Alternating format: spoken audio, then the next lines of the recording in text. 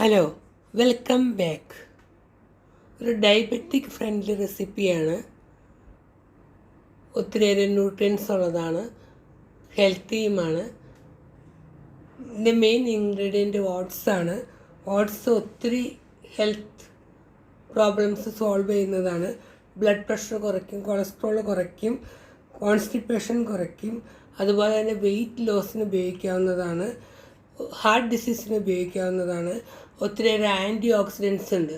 അതുപോലെ തന്നെ ഒരുപോലെ ഉപകാരമുള്ളതാണ് ബദാമും ഫ്ലാക്സ് സീഡ്സും. ഫ്ലാക്സ് സീഡ്സാണ് ഈ കാണിച്ചിരിക്കുന്നത്. ഇത് ചിയ സീഡ്സാണ്. ഇതെല്ലാം ഒത്തിരിയേറെ ഔഷധ ഗുണങ്ങളുള്ളതാണ്. അതുകൊണ്ട് തന്നെ നമ്മൾ നമ്മുടെ ഡയറ്റിൽ ഉപയോഗിക്കുന്നതാണ്. ആപ്പിള് അടുത്തതായി ഉപയോഗിക്കുന്ന ഇൻഗ്രീഡിയൻ്റാണ് ആപ്പിള്. അതിൽ ആ തൊലി കളഞ്ഞ് വൃത്തിയാക്കി ചെറുതാക്കി അരിഞ്ഞെടുക്കണം. ആപ്പിളിൽ ഒത്തിരി ഫൈബറസ് ഉണ്ട്. ഹാർട്ടിൻ്റെ പ്രോബ്ലം സോൾവ് ചെയ്യാൻ സഹായിക്കുന്നുണ്ട്. ഒത്തിരി ഇമ്മ്യൂൺ സിസ്റ്റം ഡെവലപ്പ് ചെയ്യുന്നുണ്ട്. Eat A apple keeps the doctor away എന്നാണ്. അപ്പോൾ അതുകൊണ്ട് ആപ്പിൾ കഴിക്കുന്നത് നല്ലതാണ്.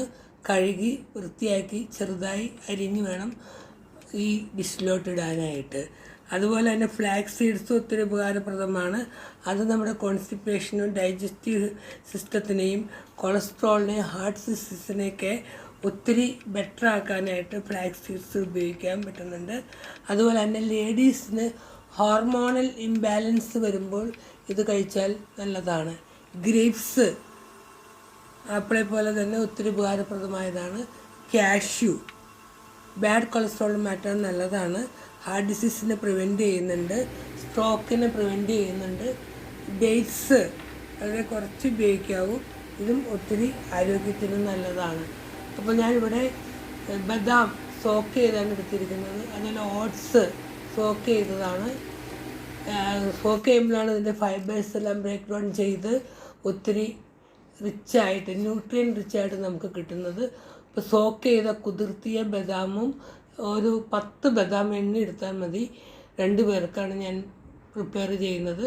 അതുപോലെ 4 ടേബിൾ സ്പൂൺ ഓട്സ് കുതിർത്തിയത്, 2 ടീസ്പൂൺ ഫ്ലാക്സ് സീഡ്സ് കുതിർത്തിയത്. ഇത് 3 ഇപ്പോൾ ഞാൻ എടുത്തിരിക്കുന്നത്. തലേ ദിവസം ഇത് 3 കുതിർത്താനിട്ടാൽ മതി. അതിൻ്റെ കൂടെ ഞാൻ ഒരു ആപ്പിൾ സ്മൂത്തിയാണ് ഉണ്ടാക്കുന്നത്. Apple oats smoothie. ആപ്പിൾ ചെറുതായിട്ട് അരിഞ്ഞും കൂടി എടുത്തിട്ടുണ്ട്. അങ്ങനെ 4 കൂട്ടമാണ് ഈ ജാറിലിട്ടിരിക്കുന്നത്. ആപ്പിള്, സോക്ക്ഡ് ബദാം, സോക്ക്ഡ് ചിയ സീഡ്സ് സോക്ക്ഡ്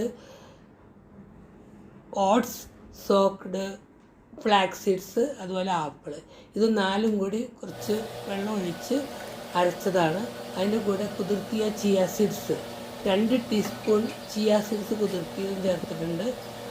ഇനി നമ്മൾ അരിഞ്ഞു വെച്ചിരിക്കുന്ന cuttings, apple cuttings, grape cuttings, അതുപോലെ തന്നെ dates cuttings, cashew cuttings, pomegranate, പേരയ്ക്ക, ബനാന, അങ്ങനെ നമ്മുടെ വീടുകളിൽ ലഭിക്കുന്ന എന്തുമിട്ട് വേണമെങ്കിൽ റൈസിൻസും ഇട്ട്.